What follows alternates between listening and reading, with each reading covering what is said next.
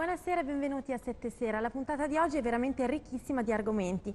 Nella prima parte ci occuperemo di noi e soprattutto del nostro benessere. Nella seconda invece sveleremo in anteprima tantissime novità di una kermesse veramente attesa che riguarda l'artigianato, ma di questo ne parleremo dopo. Adesso iniziamo subito parlando di tutte quelle abitudini che è utile trovare e ritrovare per stare veramente bene. Allora, benvenuto a Rossella De Focatis, ideatrice della manifestazione Sapere il sapore del sapere. Bentornata Rossella a trovarci. Buonasera. E buonasera anche a Traverso, esperto mondiale di coaching sulla salute e sul benessere.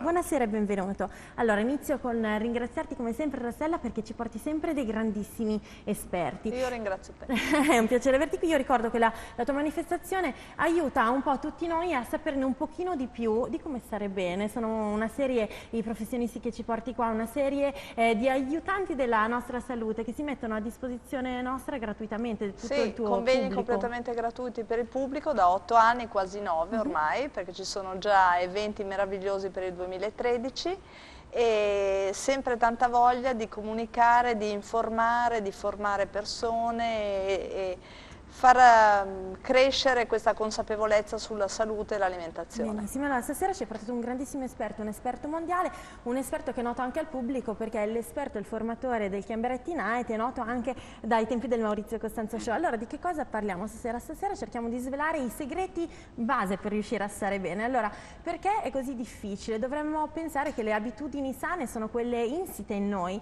invece ci scappano sempre perché non riusciamo a mantenerle, a stare bene costantemente.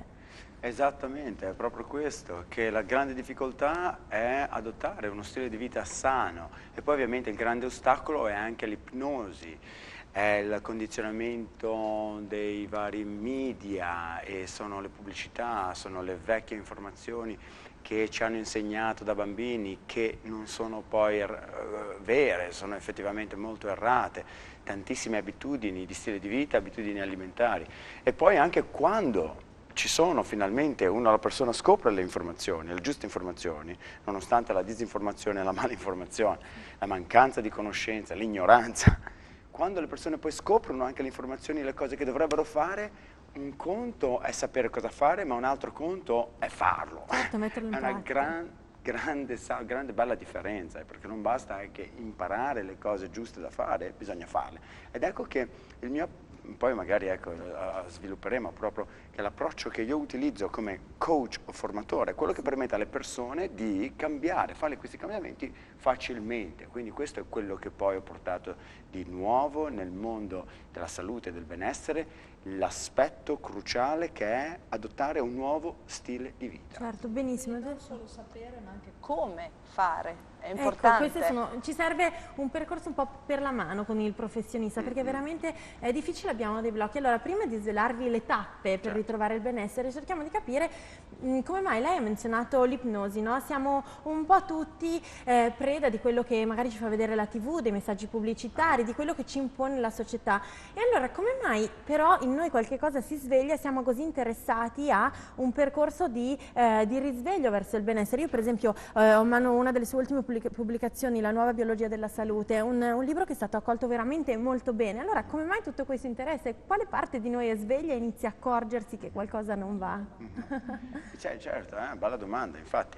Sì, senz'altro c'è un interesse nelle persone, al tempo stesso c'è una grande forma di ipnosi, le persone sono in uno stato di trance.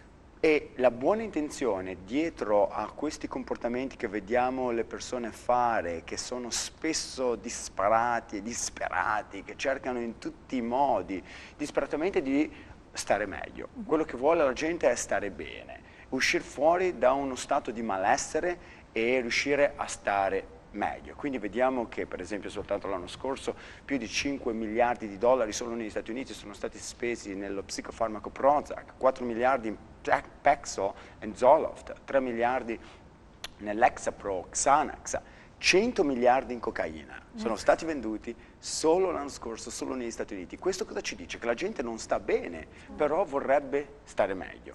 non sta bene, però vorrebbe raggiungere questo stato di benessere. Quali sono poi altri comportamenti? Mangiare spazzatura, trash food, junk food, il fast food, mangiare tutti questi cibi pieni di questi high fructose corn syrup, ovvero che sono pienissimi di zuccheri. E questo ti dà una sensazione immediata, temporanea di benessere, e poi c'è il crash, il crollo, e la persona poi sta peggio. E poi c'è il sovrappeso, c'è l'obesità, nonostante tutti questi, tra virgolette, rimedi o soluzioni o strategie o diete o approcci anche chirurgici per sbarazzarci di questo problema dell'obesità, di questo problema del sovrappeso. Qual è il risultato? Che mai come adesso la gente è più in sovrappeso e più obesa, ed sta peggio in termini proprio di salute di qualsiasi altro periodo della storia dell'umanità, che sia malattie di cuore, cardiovascolari, tumori, diabete e tutte le altre malattie autoimmuni, ma qualsiasi altra forma cronica, degenerativa, neurodegenerativa, Alzheimer's,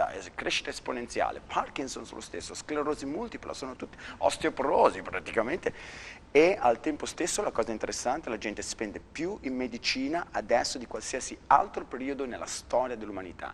La gente non ha mai speso così tanto. L'anno scorso negli Stati Uniti 3 trilioni di dollari, ovvero 3.000 miliardi di dollari di medicina. Qual è il risultato? Nonostante abbiamo più ospedali, più farmaci, più medici, più approcci e pratiche mediche, farmacologiche, qual è il risultato? La gente non è mai stata peggio. Ecco, questo perché lo vediamo anche noi in Italia, per esempio con i tuoi convegni. Sono tantissime le persone che rincorrono il benessere, che però poi è momentaneo, perché abbiamo detto chirurgia plastica è un momento, se poi nella testa non cambia qualcosa, medicine, psicofarmaci, peggio ancora droga, anche lì è tutto passeggero, ahimè poi quando si sbaglia ad alimentarsi, perché pensiamo che non succeda niente, colmiamo magari una nostra piccola tristezza, invece facciamo dei danni incredibili senza saperlo. Allora veniamo proprio un po' a vedere perché lei invece in un'altra sua pubblicazione ha detto che la salute è una scelta, bisogna quindi a questo punto decidere di stare bene, ma allora, se si spendono tanti soldi in medicine ma non siamo mai stati così male, cerchiamo di seguire l'approccio giusto. Qual è l'approccio speciale per stare meglio? Oh, questa è la domanda giusta. Quindi,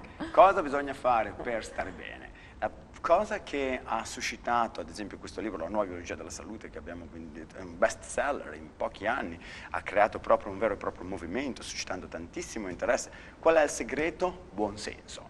Buonsenso che è mancante oggi come oggi, quando il messaggio è quello, in inglese diciamo better living through chemistry, ovvero per stare meglio dobbiamo usare approcci chimici, farmacologici, farmaceutici, ma sappiamo che questo paradigma è falso, non funziona, magari temporaneamente, però a medio e lungo termine abbiamo conseguenze particolarmente spiacevoli. Quindi qual è la soluzione? È qualcosa che la gente non vuole fare, ha paura. Che cosa? Prendere totale responsabilità. E io come coach, che fondamentalmente sono un coach, ovvero aiuto le persone a prendere comando della loro vita e a fare i cambiamenti più importanti nel loro stile di vita, nelle loro abitudini di vita, che siano queste alimentari o relazionali o fisiche o sociali, interpersonali o spirituali, ha poca importanza. Quello che conta è cambiare il programma che determina poi se questa persona farà questa opzione, tipo prendersi la Diet Coke, la Coca-Cola o la Coca, o prendersi il farmaco, o scegliere cibo spazzatura, o fare un'altra scelta che poi, guarda un po', scoprono attraverso certi corsi che faccio, i seminari, attraverso il libro, le conferenze, scoprono che le scelte migliori, quelle sane, quelle giuste, quelle che ti permettono di raggiungere questo stato di benessere senza gli effetti collaterali, tipo tutte le malattie che sono in crescita esponenziale. Fare queste scelte, scopriamo che queste scelte sono ancora più piacevoli, gradevoli. È quello che veramente le cellule dell'essere umano, l'organismo, implora. E posso garantire, l'organismo non implora fumo.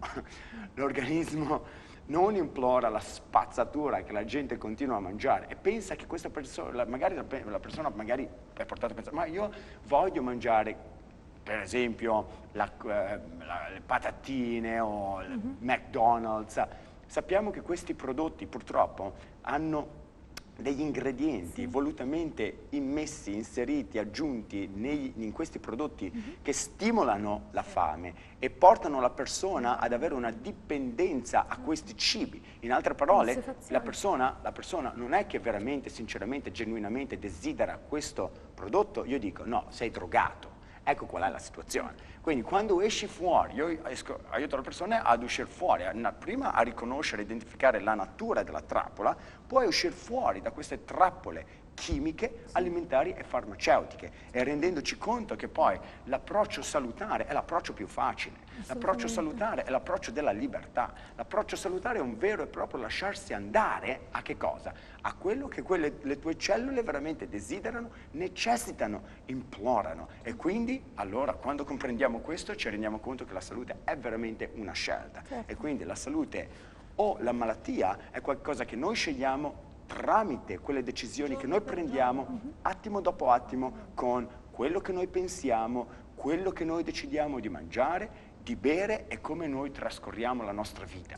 Certo, per ritornare quindi alla consapevolezza. Il desiderio da parte mia di lanciare una serie di appuntamenti con Matraverso per approfondire i discorsi che vengono poi elaborati in 20 minuti a un convegno. Quindi faremo delle giornate proprio con Sapere Academy. Benissimo, benissimo. Allora, solo per concludere, gli ultimi 10 secondi. Dunque, consapevolezza cambia veramente la vita, porta sulla strada della salute, ma il nostro fisico ha bisogno di rimanere in un equilibrio anche ovviamente chimico per stare bene. Si parla di acidi, di basi. Allora, quali sono, come dobbiamo stare? Questa è una grande, bella domanda, è un grande segreto, ed è che è addirittura così importante che è un miracolo. E infatti c'è un grande scienziato con cui collaboro strettamente e con cui facciamo conferenze, seminari, corsi, retreat, e verrà anche qua, ritornerà in Italia a Sapere Sapori il 5 aprile per un corso speciale insieme io e lui, e una grande scoperta che lui ha fatto tanti anni fa ormai è la scoperta del miracolo del pH alcalino. Noi abbiamo già sentito del pH alcalino, ma l'applicazione di questa scienza è il segreto per stare bene sempre e far regredire la stragrande maggioranza di problematiche. Come mantenere questo livello di alcalinità, sostanza al pH? Questo non lo diciamo subito, aspettiamo di scoprirlo, assolutamente, aspettiamo di scoprirlo insieme al suo collega quando sarà in Italia, per cui l'invito è apertissimo, lo vediamo questa primavera. Adesso Rossella resta con noi perché c'è un pochino di pubblicità e poi torniamo e continuiamo a parlare di benessere, alimentazione, energia, insomma stati qui, grazie infinite Matraverso, tra poco.